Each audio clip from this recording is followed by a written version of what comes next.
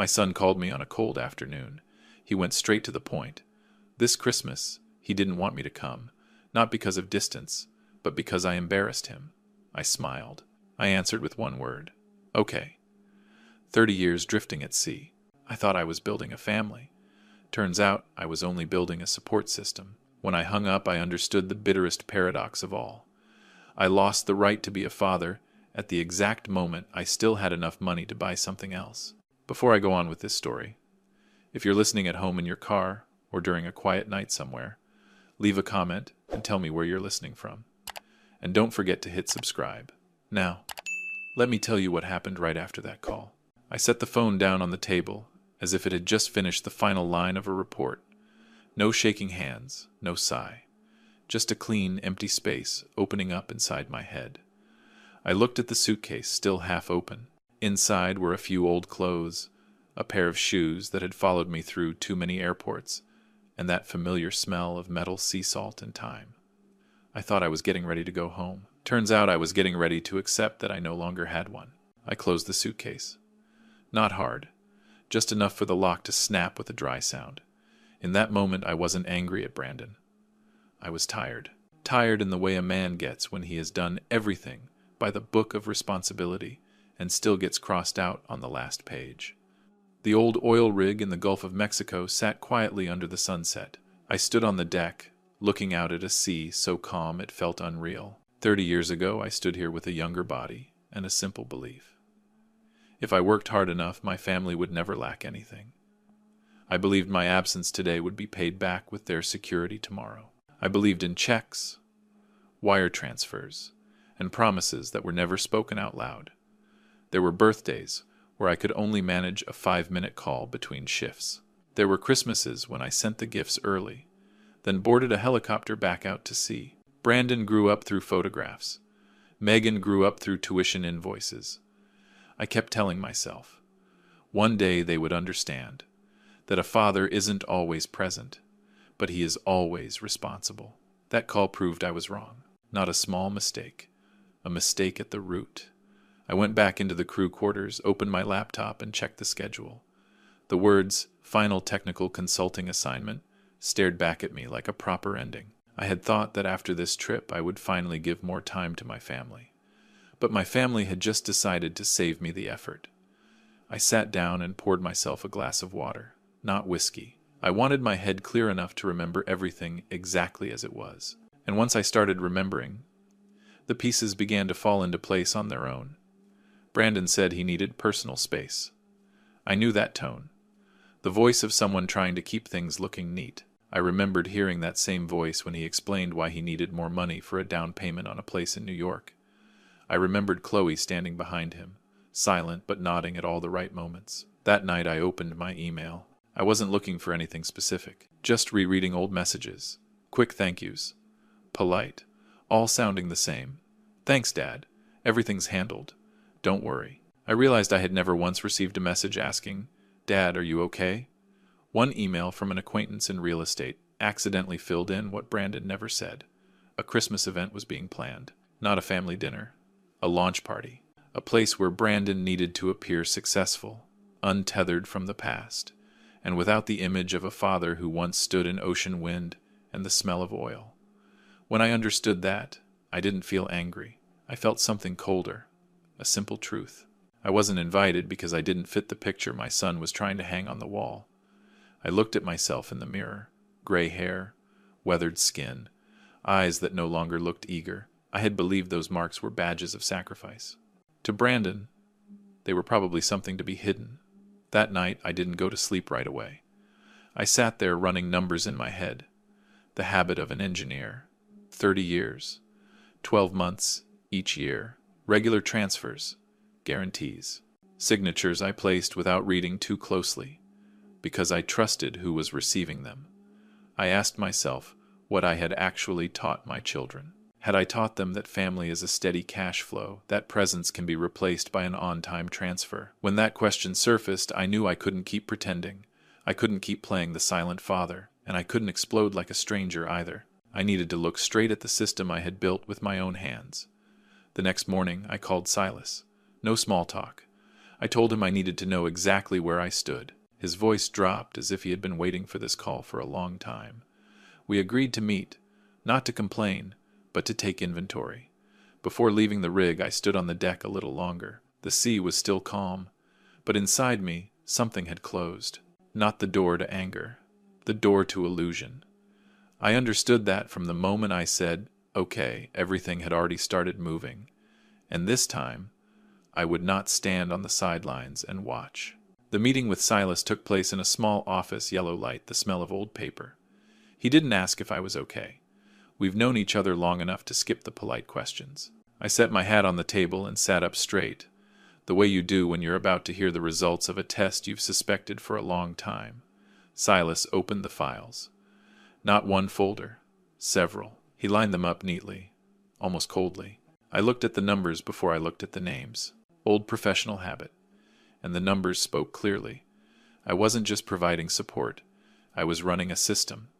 The townhouse in New York was in my name. Megan's apartment loan in Chicago was backed by my assets. Her graduate tuition was paid on a fixed schedule, like a salary.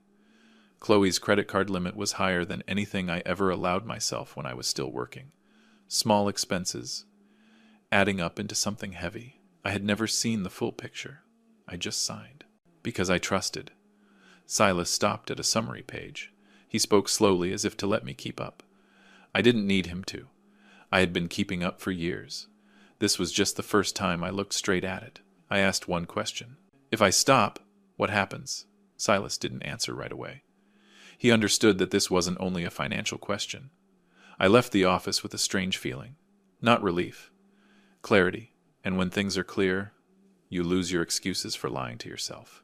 I flew to New York in silence. No warning. No visits. I rented a small hotel room across the street from Brandon's townhouse. In the mornings, I sat at the corner cafe, ordered a hot black coffee, and watched. I was used to observing systems from a distance. It turned out my family was one, too. Cars came and went. Delivery workers carried in large boxes wrapped in glossy paper. I recognized the gifts I had sent early. I remembered choosing them carefully. Not because they were expensive, but because I thought they fit. I watched a housekeeper carry a few boxes out back. Minutes later, they sat neatly in the trash. Unopened. No anger. Just confirmation.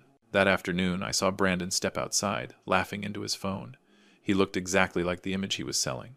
Chloe followed behind, checking her bag, adjusting her coat.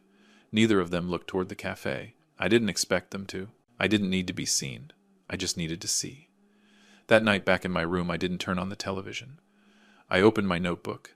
I wrote down what needed to be done, one line at a time. No emotion. Like planning maintenance for a structure that had been neglected too long. I called Silas. This time, I was clear. Not a temporary pause. A cut in supply. Orderly, time-bound, with proper legal notice. Silas wasn't surprised. He only asked if I was ready for the consequences. I told him I had been living with them for years, just under a different name. I stayed in New York for the next few days, but lived like an outsider.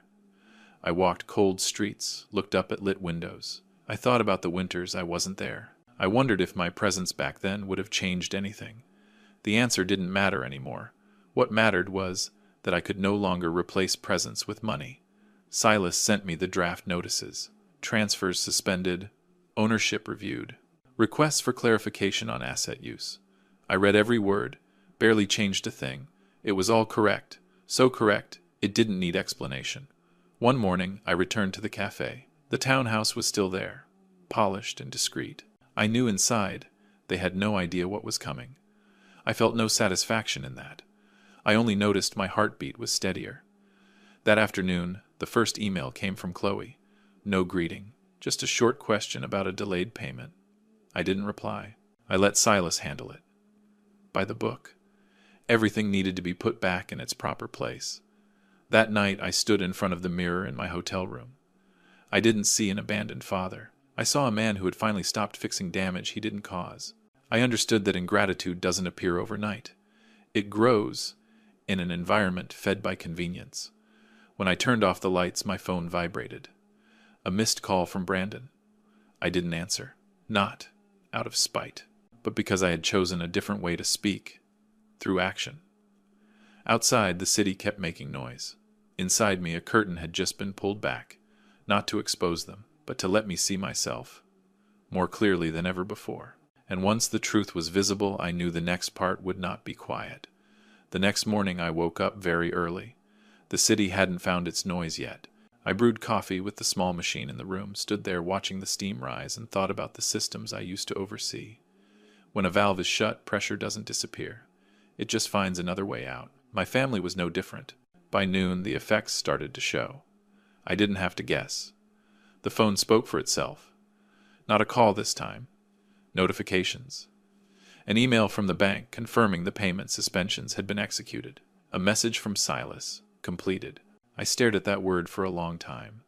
Not because I was worried, because I knew from here on out none of this would stay within the reach of my emotions.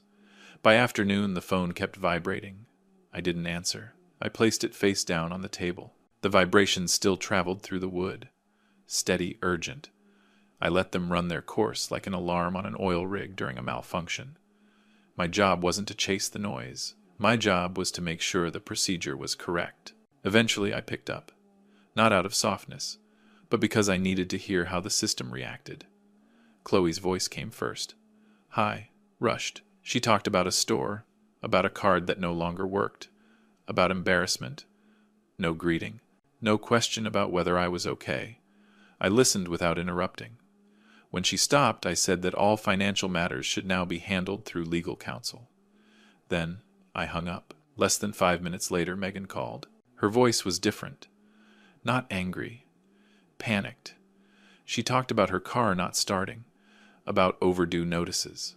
I listened and remembered the day I signed that lease, thinking at least she would have safe transportation. I told her briefly that those matters were no longer mine to handle. She went quiet. It was the first time I had ever heard that kind of silence from my child. That evening, Brandon called. This time I answered. His voice was no longer controlled. He asked what I was doing. He talked about family, responsibility, about how I couldn't abandon them like this. I let him talk. When he asked if I was listening, I told him I was hearing him very clearly. I said I wasn't abandoning anyone. I was simply stepping out of the role they had assigned me. The call didn't end well. I wasn't surprised. I poured myself a small glass of bourbon. Not much. Just enough to warm my throat. I sat by the window, looking at the Christmas lights strung along the street. Christmas was getting close, and for the first time in many years, I didn't have to plan gifts or transfers. The feeling was both empty and light. The next day, Silas sent another update. Legal notices had been delivered. Clear timelines. No exceptions. I read everything carefully. All of it was by the book. I didn't see myself as punishing anyone. I was returning things to their proper names. The phone buzzed again. This time, a text. Brandon wrote more than usual. He said I was tearing the family apart, that his kids wouldn't understand what was happening. At the end, he mentioned my grandchildren. Said that if I didn't change, I wouldn't get to see them anymore. I read that part twice. Not because it hurt, because I saw it clearly. That was the last leverage he had. I didn't respond right away. I put on my coat and went out for a walk. The air was cold, but my head was clear. I thought about the times I wasn't there when Brandon was young. I had believed I was making up for it in other ways. Now I understood. Some absences can't be filled with anything. When I got back to the room, I sent Silas a short message. Log all contact. Then I replied to Brandon. I said I would not negotiate using children's emotions. I said if he wanted to talk, we would talk like adults, with lawyers present. Nothing more. That night I slept deeply. No dreams. In the morning I woke up with a strange feeling. Quiet. Not because everything was finished, but because I no longer had to react. I was acting. The calls slowed, then returned in a different form. No more shouting. Questions. Confusion. I didn't interfere. I let things run on their own momentum. When the supply is cut, those who depend on it are forced to face reality. That afternoon, a short message came from Silas. They want to meet. I stared at the words for a long time. I knew this moment would come. Not because they wanted me, because they needed me. And that difference told me the meeting would not be easy. I stood in front of the mirror and adjusted my coat. I wasn't trying to look younger. I wasn't trying to look strong. I just wanted to show up exactly as I was. A father who had stopped providing. A man reclaiming his right to be respected. As I stepped out of the room, I knew the domino effect wasn't over. It had just reached the point of no return. And so had I. We agreed to meet in the lobby of a theater near Central Park, a place Brandon once said was appropriate for serious conversations. I understood what he meant. It was somewhere he could play his role. Polished, established, seen. I arrived 10 minutes early, not to gain leverage. I've always arrived early. I hate being rushed. The lobby was brightly lit, the smell of polished wood, the steady sound of leather shoes on stone. I stood near a large column watching people move in and out, faces carefully prepared, conversations light, barely touching the ground. I thought about the years I spent in loud engine rooms, where things were only right or wrong, no room for performance. Brandon arrived with Chloe and Megan. They looked different from a few days ago. Not their clothes, their eyes. Brandon walked fast, stopped in front of me, as if ready to speak before his words were fully arranged. Chloe glanced around, irritated by the bright lights. Megan stood slightly behind them, silent, gripping her bag strap. We skipped long greetings. Brandon spoke first. He talked about misunderstandings, pressure, about how I had overreacted. I listened without interrupting. I've learned that when you let people talk, they usually reveal more than they intend. Chloe cut in. She said I was controlling them with money. She used the word toxic. I noted it, didn't argue. I just held her gaze, long enough for her to stop. Megan lowered her head. What I saw there wasn't regret. It was fear. I said I wasn't there to argue. I was there to clarify what needed to be clear. Brandon asked if I still considered them family. He played it like a final card. I said, family is not a place where people only show up when payments are due. As the air grew heavy, Silas arrived. Right on time. Not early, not late. He carried a thin folder. When Brandon saw him, he froze. I knew he understood what Silas's presence meant. Silas skipped pleasantries. He spoke about the notices that had been sent, the timelines, the procedures. Clear, neutral. Brandon tried to push back. He said, I was destroying the last relationship I had. Silas listened, then paused, turned to me, and asked if I wanted to add anything. I nodded. I said there was one thing they didn't know. Brandon raised an eyebrow, bracing himself. I didn't disappoint. I told them I had sold my entire personal investment portfolio, not because I was out of money, but because I no longer wanted money standing between me and anyone. I said I used those funds to establish a scholarship foundation for the children of people I once worked with offshore. It didn't carry my name, and it wasn't for my family. No one spoke for several seconds. Chloe broke the silence. She asked what I was trying to prove. I told her I wasn't proving anything. I was choosing. At that moment, a man approached. I recognized him immediately. An old assistant of mine, someone who worked night shifts with me years ago. He looked older, thinner, but his eyes were the same. He stopped, greeted me by name, then turned to my family and said he just wanted to say thank you. For the medical assistants years ago, the help that got his child through a difficult time. No one planned that moment.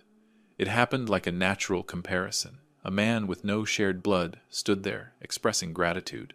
3 people who carried my last name stood silent, unsure where to look. Brandon tried to regain control. He said I was embarrassing them in public. I replied that I hadn't chosen this place. He had. I simply showed up on time. Chloe said I was selfish. I nodded. I said maybe I was. But this was the first time in my life I had put myself ahead of a system that had drained me dry. Megan finally spoke. She asked if I still loved them. I looked at her for a long moment. I said affection cannot survive when it only flows in one direction. Silas held out an envelope. Not for them, for me. Inside was the final confirmation of the Foundation's establishment. I signed it without hesitation. The sound of pen on paper echoed clearly in the quiet space. I felt a very concrete ending. Brandon looked at me and said, I would regret this. I told him I had lived long enough to know the difference between regret and relief. They are not the same. Chloe turned away. Megan stayed still, eyes red, but she didn't cry. I said the meeting ended here, not because I had nothing left to say, because I had said enough. I greeted Silas, nodded to my old assistant, and walked out of the lobby. I didn't look back. Outside, the air was cold, but clean. I took a deep breath. For the first time in many years, I didn't feel like I was leaving something behind. I was moving forward, and I knew, after tonight, nothing would ever return to the way it was. I left the theater after the streetlights came on. No one called after me. No footsteps followed. I walked slowly, letting my breathing catch up with what had just happened. Everything behind me closed neatly. No noise, no shattering, just a door closing at the right moment. That night, back at the hotel, I packed my things. Not much. I've never lived with many possessions. Before sleeping, I opened the envelope Silas had given me. Not legal papers. A confirmation for an early morning flight. I had decided already. I just hadn't said it out loud. When a chapter ends, I don't like standing there staring at it for too long. The next morning I left New York while the sky was still gray with fog. On the plane, I looked at the rows of occupied seats and thought about all the years I flew back and forth for work. This time was different. I wasn't chasing deadlines. I wasn't carrying any responsibility except myself. That feeling didn't make me younger. It made me stand straighter. I arrived in the Gulf of Mexico in the afternoon. The sea hadn't changed much. The same familiar salt in the air. The same steady wind. I stepped onto the ship that had been waiting. Not a glossy yacht. Just a vessel solid enough to go far. I chose it for a simple reason. I trust things that work quietly, without showing off. When the ship left the dock, I stood at the bow and watched the land pull away. I didn't feel like I was running away. I had stayed long enough to say what needed to be said. Behind me, there were no more urgent calls. I had blocked the numbers. Not to punish anyone, to create the silence we all needed. On the first night aboard, I sat alone and opened a new notebook. The first page was blank. I wrote the title, First Day of My Life. Not because I was starting from zero, but because for the first time I was living without compensating for old choices. The days that followed moved slowly. I woke early, drank coffee, watched the sea change color with the light. I talked with the crew. Short conversations. Direct. No detours. I noticed I smiled more easily. Not because I was happy. Because I wasn't tense anymore. One morning, an email arrived from Silas. Brief. The scholarship fund had received its first applications. Some familiar last names, children of people I once worked with offshore. I read every line carefully. Not with pride, but to make sure the money was exactly where it belonged. I replied with one word. Good.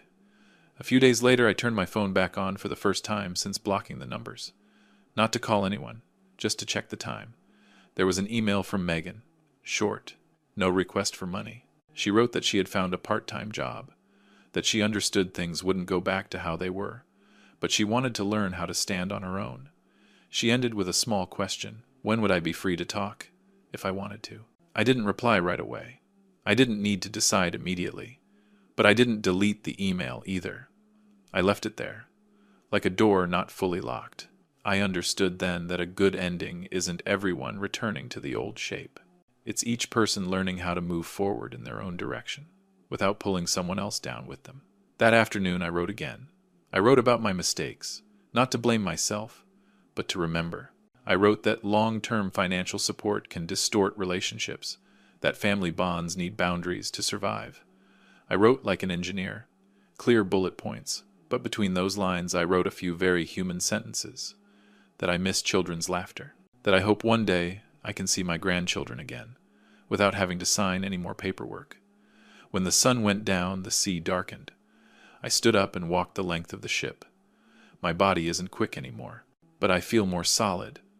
I no longer have a role to perform, no image to protect. I am a man who has completed his part and is learning how to live the rest. On the final night of that first journey, I sat on deck, listening to the steady rhythm of the waves. I thought about what I had said in the theater, about a decaying structure. I realized not everything that collapses is a failure. Some things must be carefully dismantled, so they don't crush what's still alive. I closed the notebook. The sea air was cool. I don't know what the future will bring. And for the first time, that feels okay. The end of this story isn't separation, it's reordering. And in that new order, I found something simple but solid. Peace. That comes from living truthfully, even if it comes late. If you've listened this far, you probably understand what it feels like to learn how to let go in order to keep yourself. If this story made you think, please like, subscribe, and share, so honest family stories like this can reach more people. Thank you for staying until the final moment. Your presence is the reason these stories are told.